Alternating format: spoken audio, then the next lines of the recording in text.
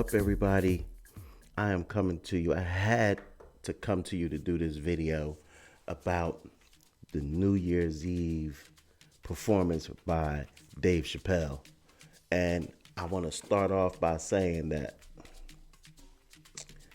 every time I see this brother, he never ceases to amaze me.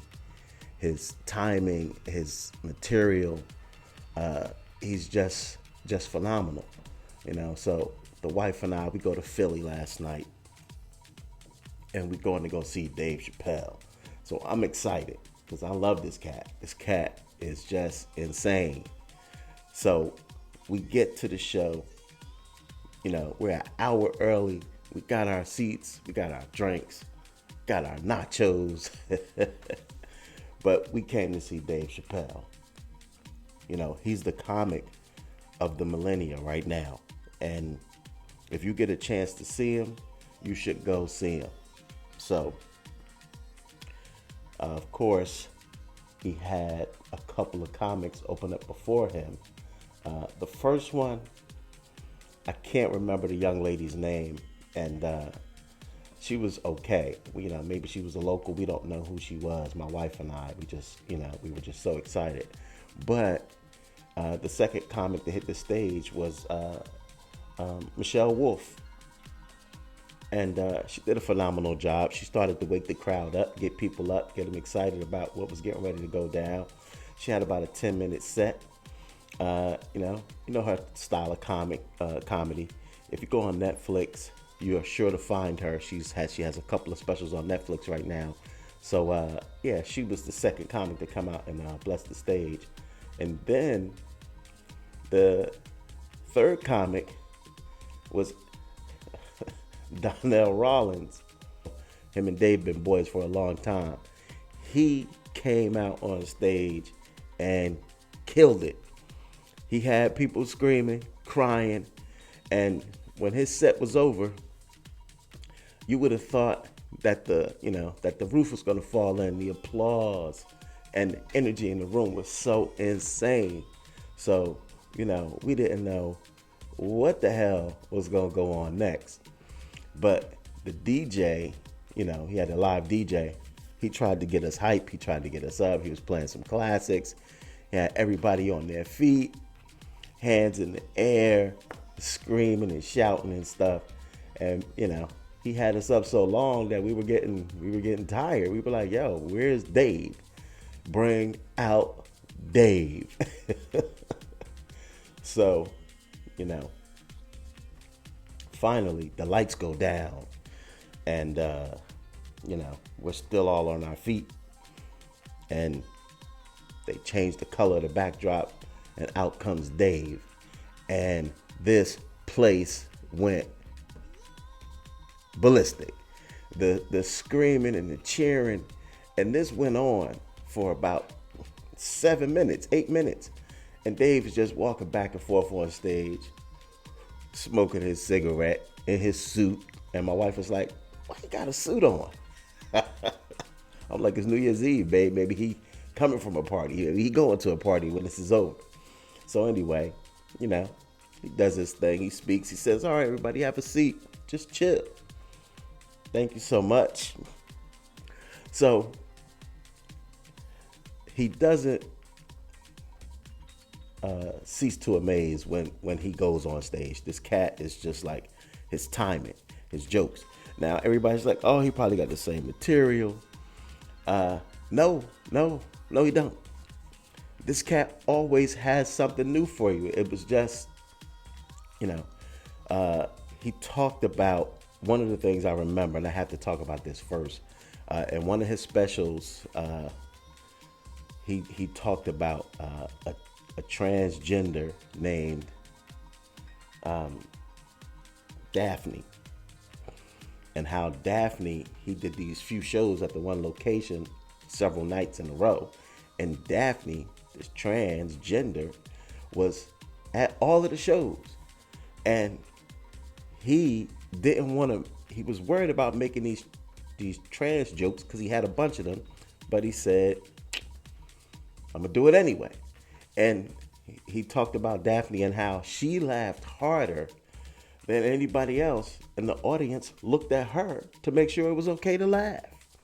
So he talks about her in this special he did last night about how he was going back to Los Angeles and he called Daphne because a lot of people don't realize that he's friends with Daphne now. They're good friends. So he called her and asked her, he said, "Hey, Daphne, I'm coming to Los Angeles. How'd you like to open for me?" So she said, "Hell yeah, I'd love to open for you, Dave."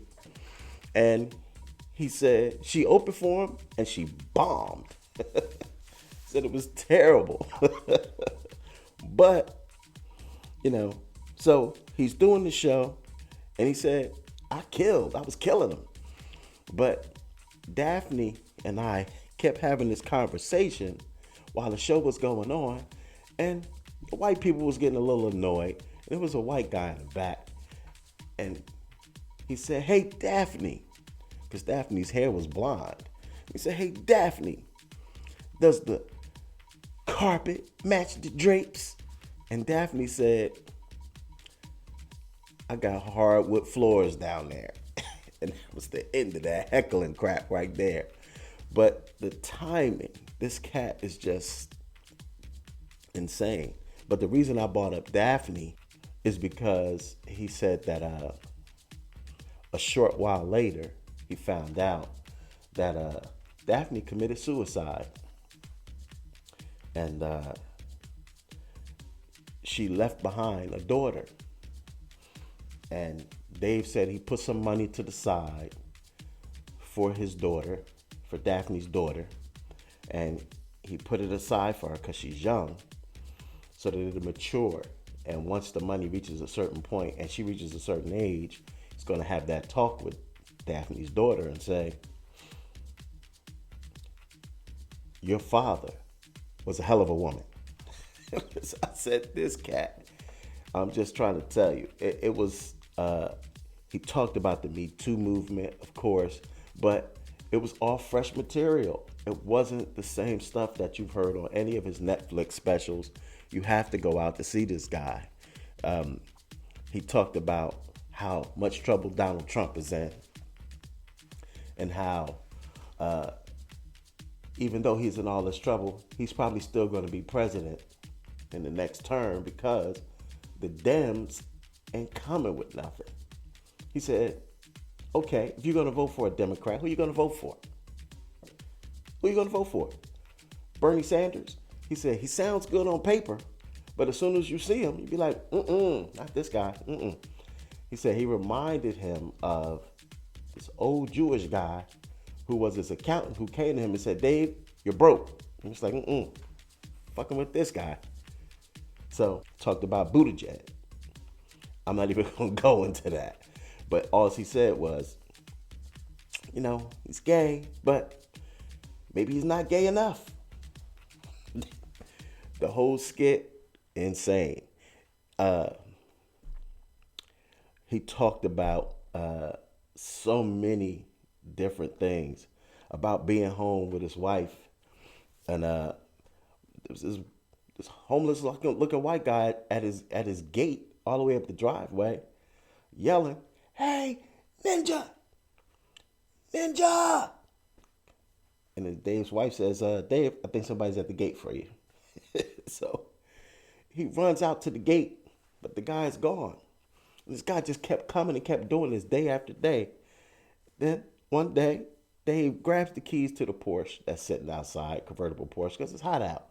So the top was down. Drives out to the gate, guy's gone. So Dave busts the left, and he sees this white guy. No shirt, sweaty, khaki shorts on, white socks pulled all the way up over the calves. You know the type. So Dave said he pulls up on him real slow, like the police do us. You know us. He pulls up. So he pulls up, pulls his phone up real slow, takes his picture, and the white guy goes, "Why are you taking my picture, ninja?" And Dave and the white guy, they just go back and forth, back and forth. But Dave notices that his wife got her car and started following him. So Dave was a little worried because his wife might run this motherfucker over. Not because she gangster, but because she Asian and she can't drive.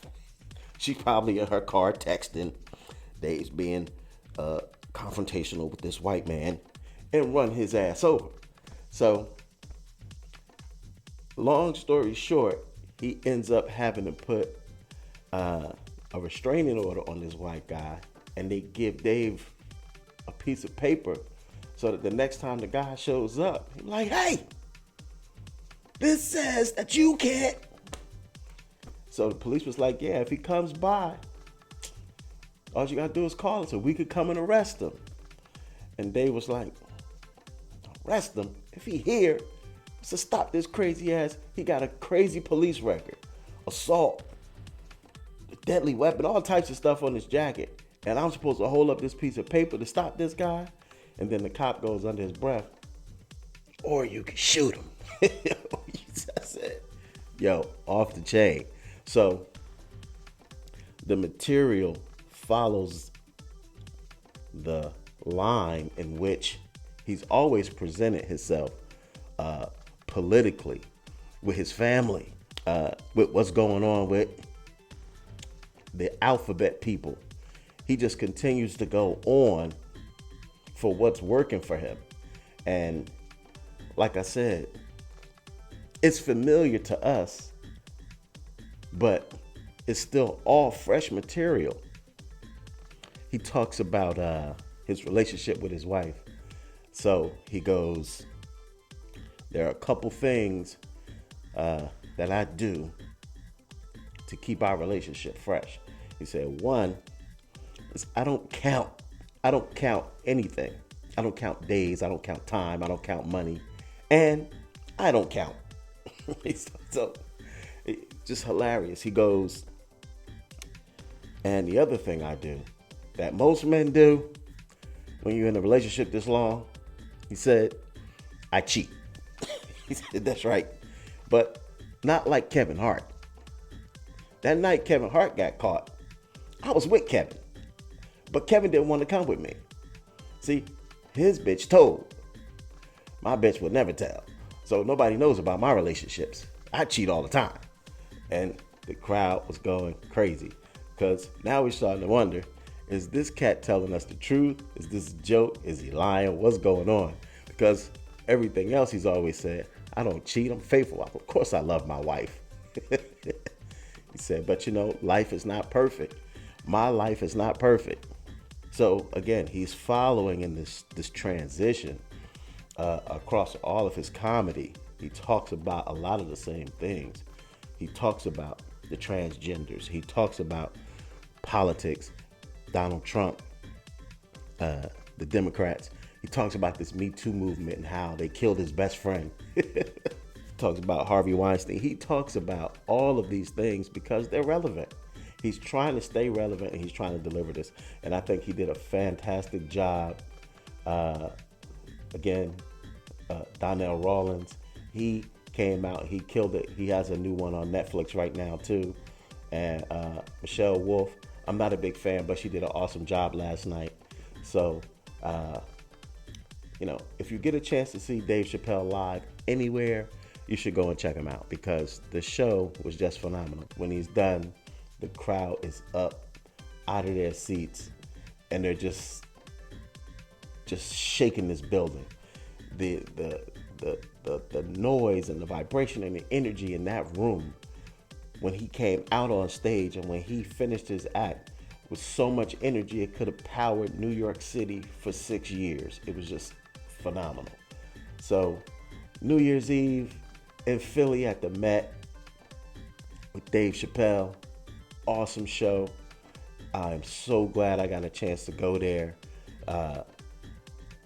And the place wasn't really large. We were probably 25 rows out from the stage. And, you didn't need a magnifying glass. You didn't need screens to see him. He was close enough that you were comfortable in your seat with or without your glasses that you could see this cat. And you could see everybody who came on stage. I like that he keeps his venues comfortable and cozy and up close. So with that being said, hats off to you, Dave Chappelle. I wish you all of success for the rest of your career. I can't wait to see what you do next. And if you have a chance to go see him, of course, those two shows were sold out. He did a show from 7. He did a show at 7 and a show at 10. We went to the 7 o'clock show. And I had a friend call me and say, your wife just invited me. Is it okay? I don't want to be a third wheel. I was like, nah, if you could get a ticket, let's go. You can ride with us. When we got our tickets, post the public sales through Citibank, we got our tickets for $179, and we were like center and about 24, 25 rows back. She went online to look. There were only 2 seats available, and they were $1,000 each. I don't even know where they were. They could have been anywhere in the whole building, but they were $1,000 each. And she called me back. Well, I guess I'll see you guys later because I'm not paying $1,000. I don't have that. But that's what it is. Imagine if you bought a bunch of tickets, it was outside scalping them, and they were there too when we got there. But that's off topic. Dave Chappelle was awesome last night. If you guys, like I said, ever get a chance to go see him, you should do so. It's money well spent to hear this brother go on stage and do his thing.